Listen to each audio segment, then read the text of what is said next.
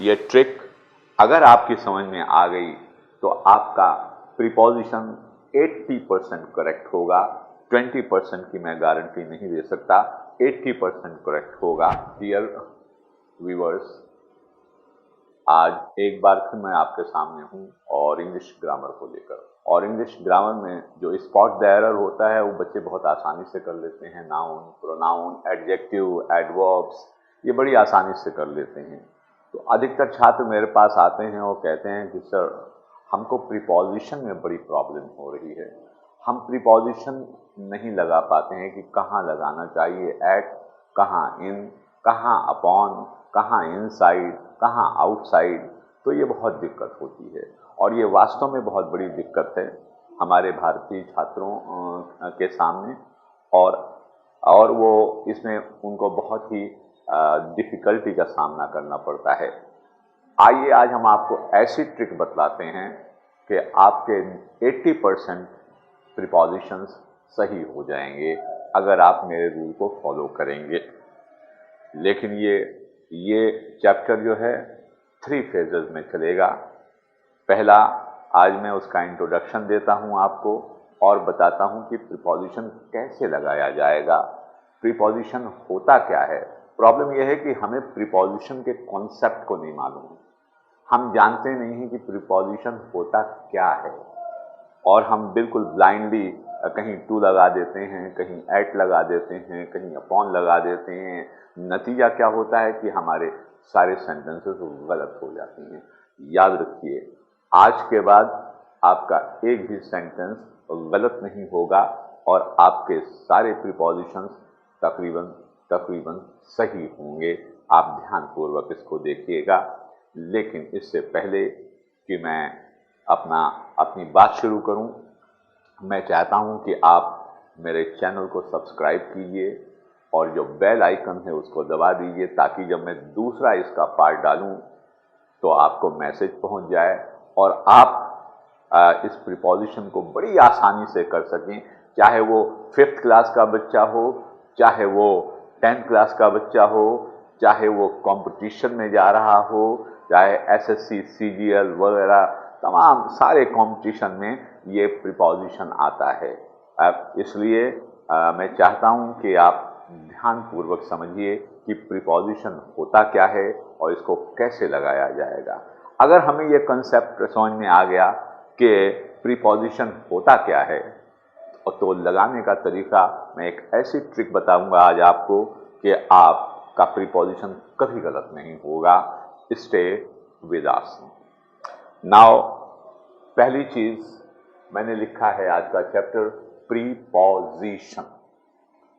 Preposition, ये word जो preposition है ये 2 शब्दों से मिलकर बना है। पहले इसको समझिए कि प्रीपोजिशन होता क्या है। ये बात समझ में आ गई तो लगाना तो मैं बहुत आसान तरीके से समझा दूंगा आपको, आपकी हमेशा की समस्या खत्म हो जाएगी। लेकिन मैं फिर कह रहा हूं, इसको बहुत शेयर कीजिएगा, बिल्कुल नया कॉन्सेप्ट है ताकि ज़्यादा से ज़्यादा लोग इससे फ़ायदा उठा सकें, इससे बेनिफिट उठा सकें। ये प्रीपोजिशन वर्ड जो है ये 2 शब्दों से मिलकर बना है, pre plus position. Pre plus position, इसका मतलब ये हुआ कि प्री एंड पोजीशन। प्री का मतलब होता है पहले एंड पोजीशन का मतलब होता है स्थिति। स्थिति, तो ध्यान से समझिए कि किसी स्थिति के, किसी चीज की स्थिति के पहले आने वाले वर्ड को प्रीपोजिशन कहते हैं। किसी की स्थिति के पहले आने वाले वर्ड को प्रीपोजिशन कहते हैं। पहले इस कंसेप्ट को समझिए, यानी प्रीपोजिशन वे वर्ड होते हैं या ग्रुप ऑफ वर्ड्स होते हैं जो किसी की पोजीशन के पहले आते हैं। पहले आते हैं, याद रखिए। वेल, अब सवाल ये उठता है कि ये किसकी पोजीशन के पहले आते हैं, कौन सी चीजें हैं जिनकी पोजीशन के पहले आएंगे।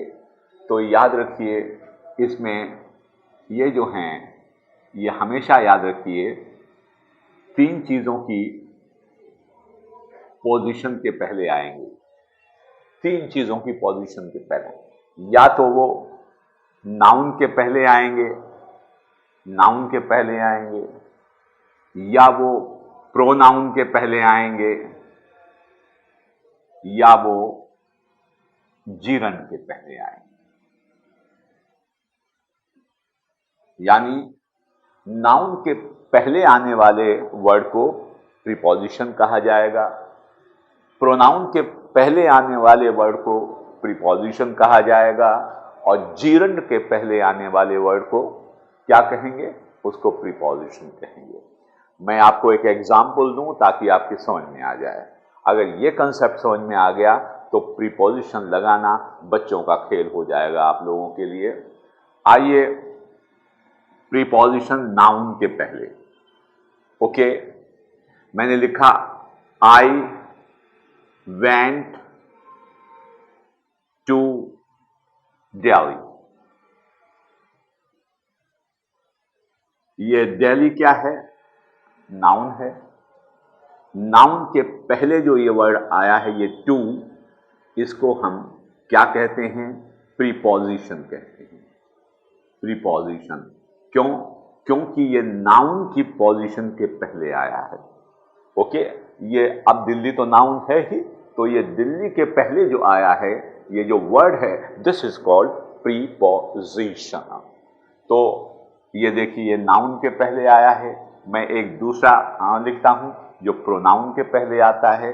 तो पहला एग्जाम्पल ये था, दूसरा एग्जाम्पल देखिए, ही केम टू मी।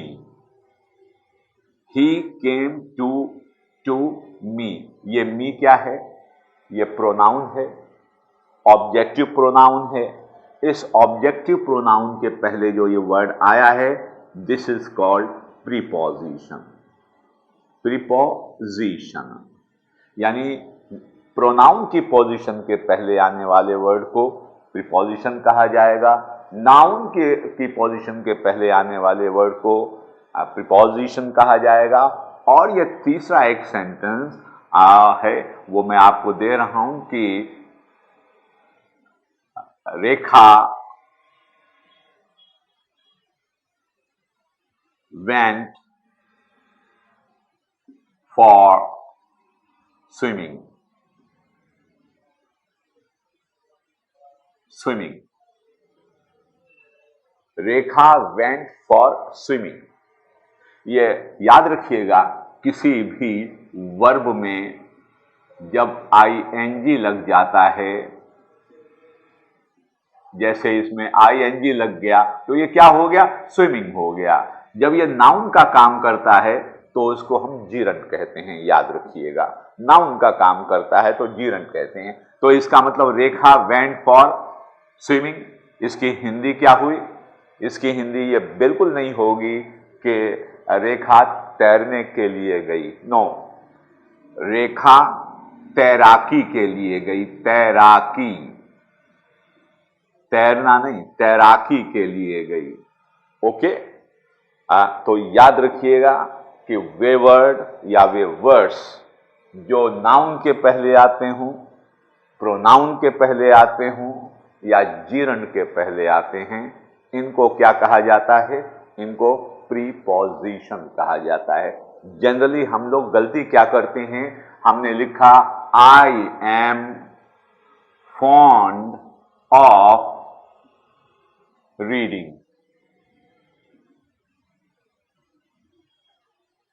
हम लोगों को सिखा दिया जाता है कि फॉन्ड के साथ ऑफ लगेगा। ये प्रीपोजिशन का कंसेप्ट नहीं है, ये प्रीपोजिशन इसके पहले लगा है। ये क्या, रीडिंग जो है। ओके, ये रीडिंग क्या है, जीरंड इसके पहले आया, इसलिए इसको प्रीपोजिशन कहा जाता है। ये नहीं कि फॉन्ड के साथ ऑफ आएगा, प्राउड के साथ ऑफ आएगा, nothing. This is a very wrong concept. No, आप अगर इस तरीके से करेंगे तो आपका एक प्रीपोजिशन भी सही नहीं होगा। एक आध तो रटा हुआ तो सही हो सकता है, लेकिन लेकिन आप लॉजिकल वे में इसको सही नहीं कर पाएंगे। आइए आज हम इसका लॉजिकल तरीका बताते हैं आपको कि प्रीपोजिशन कैसे लगाया जाएगा। लेकिन इससे पहले कि मैं ये बताऊं, इसका तरीका बताऊं, मैं चाहता ये हूं कि पहले आपको ये बता दूं कि प्रीपोजिशन कितनी तरह के होते हैं। पहले इनके काइंड्स को आप समझ लीजिए प्रीपोजिशन के।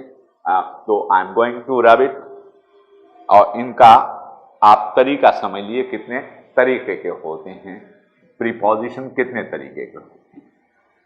और अगर आपको ये पता चल गया कि प्रीपोजिशन कितने तरीके के होते हैं तो आपको इसको लगाने में बहुत आसानी हो जाएगी। आइए देखिए, सबसे पहले there are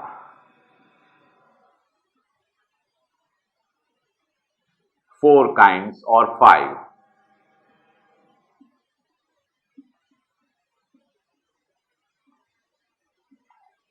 preposition. Preposition generally तो वैसे ज्यादातर किताबों में दिया होता है कि 3 तरह के होते हैं। मैं आपको इनको 4 ग्रुप में बताऊंगा। 5वां ग्रुप जो है इतना ज्यादा इंपॉर्टेंट नहीं है। पहला ग्रुप याद रखिए, पहला जो होता है वो कहलाता है simple preposition. Simple preposition, preposition, simple preposition.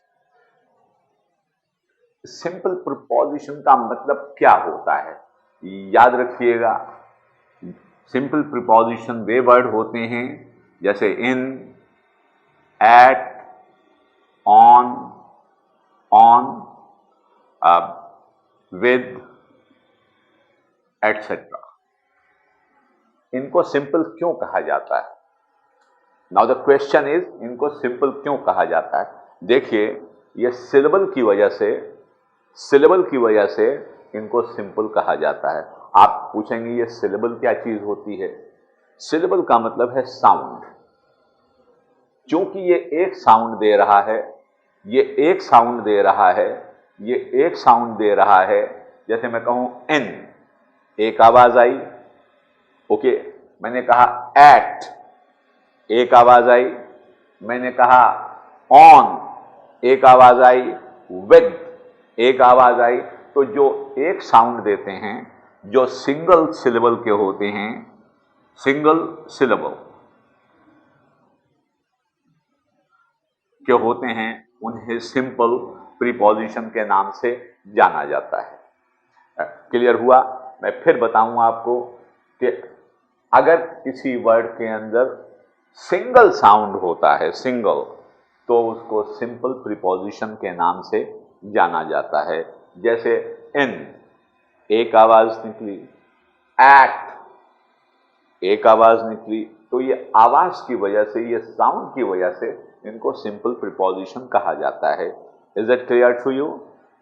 Okay, now after simple preposition मैं आपको बताने जा रहा हूं डबल प्रीपोजिशन। दूसरा होता है डबल प्रीपोजिशन।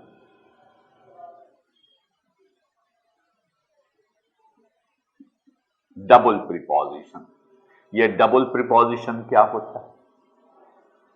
डबल प्रीपोजिशन वो होते हैं जिसमें 2 साउंड निकलता है। जैसे into, into, into, into, 2 sound निकला, ये डबल प्रीपोजिशन कहलाएगा। जैसे अप, पॉन, 2 साउंड निकला, ये डबल प्रीपोजिशन कहलाएगा। जैसे मैं कहूं इनसाइड,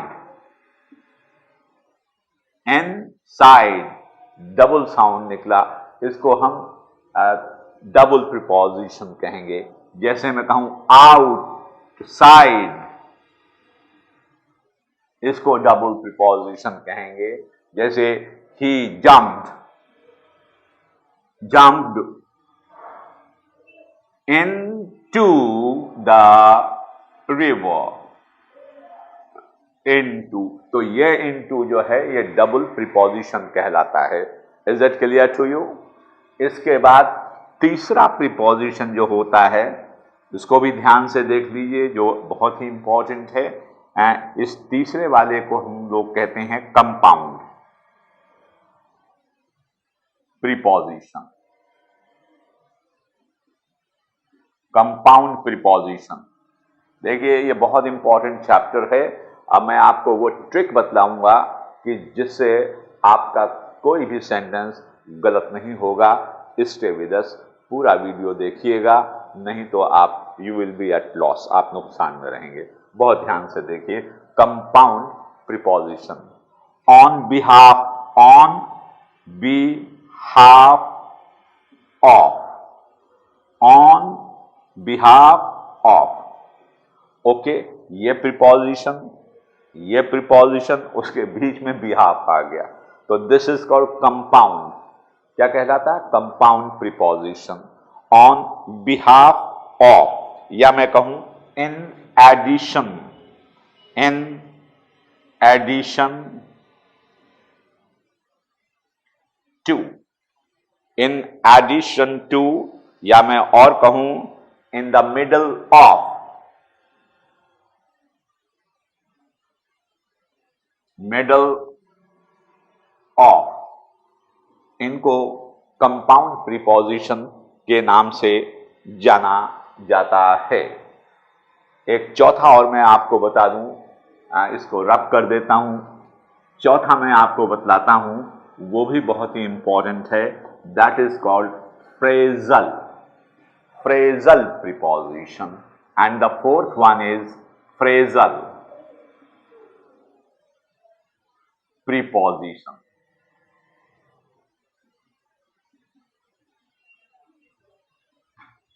फ्रेजल प्रीपोजिशन, इसको फ्रेजल प्रीपोजिशन क्यों कहा जाता है? कि ये फ्रेज के शेप में होता है। जैसे मैं बताऊं, at home, at home, on time,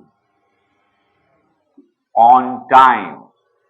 okay, at home, on time, on the floor,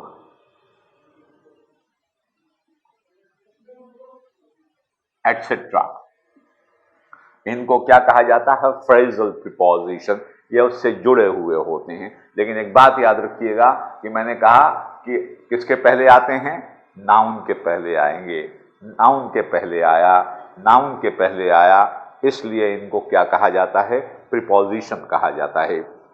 आइए अब हम थोड़ा सा आगे बढ़ते हैं कि इस प्रीपोजिशन को हम किस तरीके से लगाएं, कैसे हम इसको यूज करें, क्या तरीका है इसका यूज करने का, और इसको हम कैसे यूज करना चाहते हैं। अब मैं आपको वो ट्रिक बताने जा रहा हूं कि प्रीपोजिशन को कैसे लगाया जाए। और बहुत ध्यानपूर्वक देखिए, अपना पेन अपने हाथ में ले लीजिए, अपनी नोटबुक अपने हाथ में ले लीजिए और ध्यानपूर्वक मेरी तरफ देखिए।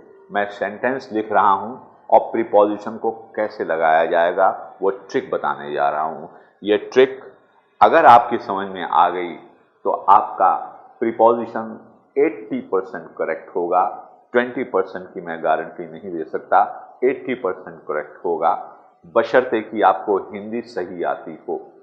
प्रॉब्लम क्या होती है कि हम लोग हिंदी गलत बोलते हैं, और जब हिंदी गलत बोलते हैं तो हम कहीं से लगा देते हैं, कहीं कुछ लगा देते हैं। इस वजह से उसी की अंग्रेजी में हम उसी वर्ड को ट्रांसलेट कर देते हैं, प्रीपोजिशन गलत हो जाता है। लेकिन आइए हम आपको एक आसान तरीका बताते हैं कि किस तरीके से प्रीपोजिशन लगाएं। आपकी समस्या हमेशा के लिए दूर हो जाएगी। और बहुत ध्यानपूर्वक देखिए, मैं एक सेंटेंस लिख रहा हूं, और वो ध्यान से देखिए। मिस्टर शर्मा, बहुत ध्यानपूर्वक देखिए, mister Sharma prevents me from dancing, dance. मैंने आपके सामने एक सेंटेंस लिखा है और मैंने एक करेक्ट सेंटेंस लिखा है। क्या लिखा है? Mister Sharma prevents me from dancing.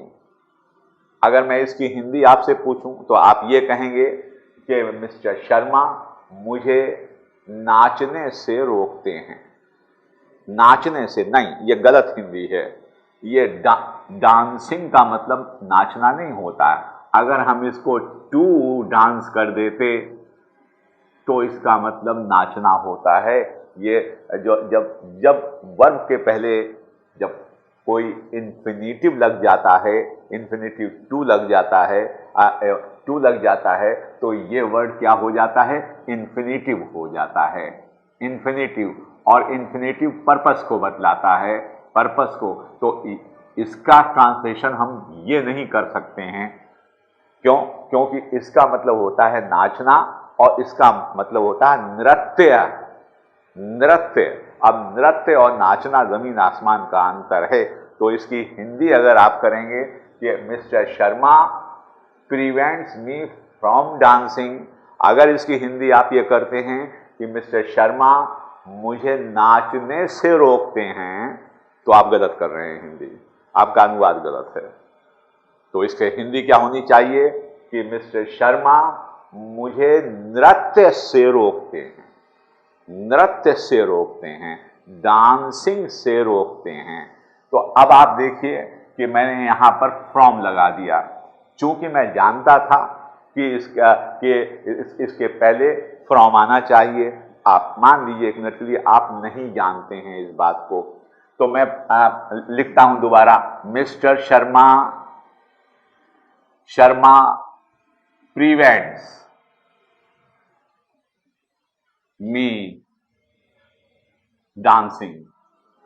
मैंने इस तरह से लिख दिया। मैं फिर बता रहा हूं, मैं ये जानता था कि फ्रॉम आता है, फ्रॉम आना चाहिए, तो मैंने लगा दिया। अब यहां पर ये फिल इन द ब्लैंक है। इन दिया हुआ है, ऑन दिया हुआ है, अपॉन दिया हुआ है, एट दिया हुआ है, फ्रॉम दिया हुआ है, टू दिया हुआ। और हमसे कहा गया कि भाई इन पांचों में से, छह में से कोई ना कोई प्रीपोजिशन लगाइए। प्रीपोजिशन का मतलब क्या होता है? नाउन की पोजीशन के पहले, जीरन की पोजीशन के पहले, या प्रोनाउन की पोजीशन, यानी इसकी पोजीशन के पहले जो आएगा वो क्या कहलाएगा प्रीपोजिशन। अब हमने हिंदी बनाई इसकी, बहुत ध्यान से देखिएगा, ट्रिक बतला रहा हूं आपको। मिस्टर शर्मा मुझे रोकते हैं। अब इस वर्ड को लीजिए, क्योंकि प्रीपोजिशन इससे जुड़ा होता है ना।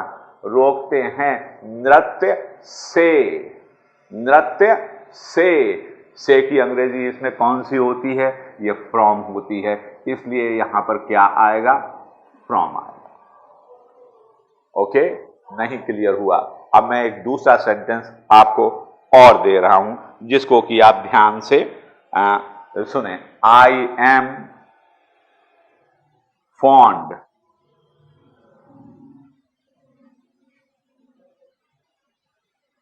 singing, I am fond singing, मैं शौकीन हूं। सिंगिंग मीन्स गायन। मैं गायन का शौकीन हूं। का की अंग्रेजी क्या होती है? ऑफ होती है। आपने ऑफ लगा दिया। मान लीजिए यहां इन दिया होता, एड दिया होता, ऑन दिया होता, ऑफ दिया होता, तो आपने कहा मैं शौकीन हूं गायन का। इधर से लगाओगे तो रटा हुआ होगा। गायकी का शौकीन हूं। का की अंग्रेजी होती है ऑफ। आंख बंद करके आप उसके आगे इससे पहले ऑफ लगा दीजिए, आपका प्रीपोजिशन सही हो जाएगा। एक और मैं सेंटेंस दे रहा हूं, जो और ध्यान से देखिए आप। तीसरा सेंटेंस है। इस ट्रिक से आप करेंगे तो आपके 80% प्रीपोजिशन सही हो जाएंगे। जैसे मैंने कहा get out the room, from दे दिया मैंने, ऑफ दे दिया मैंने, एट और मैंने इन दे दिया। अब हमको मालूम नहीं है कि इसका प्रीपोजिशन क्या होगा। अब हमने इसकी हिंदी बनाई गेट आउट, निकल जाओ, निकल जाओ, बाहर चले जाओ, कमरे, कमरे से बाहर चले जाओ, कुछ लोग बोलते हैं, और यह भी हो सकता है कमरे के बाहर चले जाओ। तो हम लोग गलत बोलते हैं ना, कमरे से बाहर निकल जाओ, नहीं, कमरा जो होता है उसके बाहर होता है, याद रखिएगा। तो गेट आउट, तो हम क्या कहेंगे, गेट आउट, निकल, बाहर चले जाओ, कमरे, ये कमरा है, कमरे के बाहर चले जाओ, और के की और का की अंग्रेजी होती है ऑफ, इसलिए यहां पर ऑफ लगेगा। Get out of the room, get out from the room नहीं। Is it clear to you? एक और एग्जाम्पल देखिए आप, he was accused theft at, in, on, of, from। अब हमको नहीं मालूम कि इसमें एट आएगा, इन आएगा, अब हमें पकड़ना है थेफ्ट को। थेफ्ट का मतलब होता है चोरी, ओके, चोरी। अब हमने इसकी हिंदी बनाई ही वॉज एक्यूज, उसको आरोप लगाया गया, उसके ऊपर आरोप लगाया गया, चोरी, चोरी का, चोरी का आरोप। ये का की इंग्लिश क्या है, इसके अंदर क्या है, ऑफ, एक्यूज के बाद ऑफ आ गया। This is the right way to place the preposition. अगर आप इस तरह से करेंगे तो मैं समझता हूं कि 80% आपका सेंटेंस करेक्ट हो जाएगा। इसको बार बार देखिएगा ताकि आपकी समझ में आ जाए, अच्छी तरह से समझ में आ जाए, और एग्जाम में आप इसको गलत ना करें। एक एग्जाम्पल आप और समझिए, बल्कि एक नहीं, 2-3 एग्जाम्पल मैं और आपको देना चाहता हूं, और उस ट्रिक को भी आप समझने की कोशिश करें। देखिए, मैंने एक सेंटेंस लिखा, अनीता डेटर्ड मी, अनीता डेटर्ड मी, डेटर्ड मी, ओके, परसुइंग, अनीता डेटर्ड मी, मैंने ब्लैंक छोड़ दिया, परसुइंग,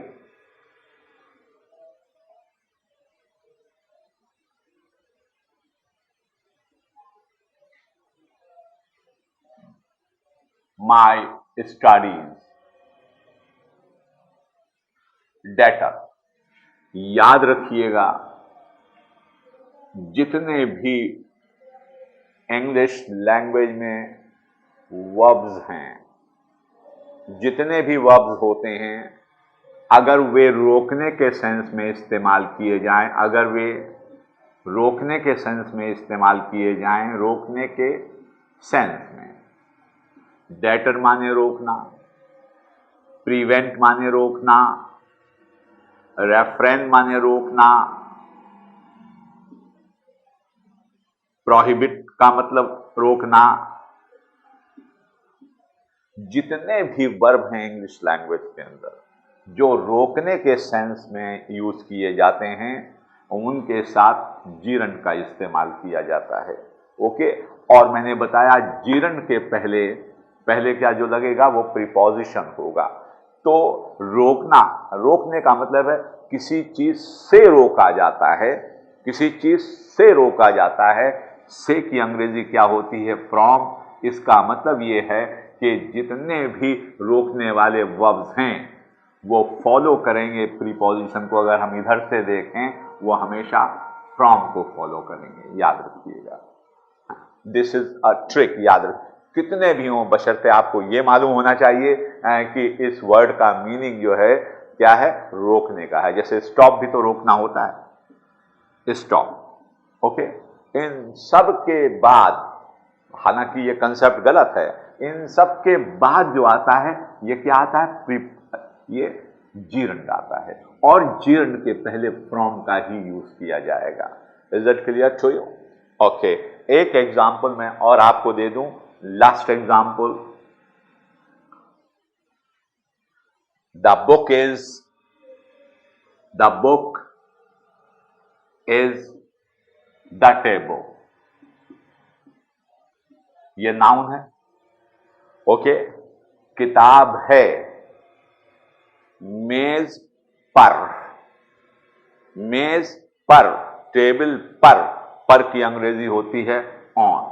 तो अब अगर इन दिया हो, एट दिया हो, अपॉन दिया हो और ऑन दिया, तो याद रखिएगा ऑन क्यों आया? एट भी पर होता है, लेकिन ये स्थान के लिए यूज किया जाता है, और ऑन का मतलब होता है कि ये इससे टच कर रहा है।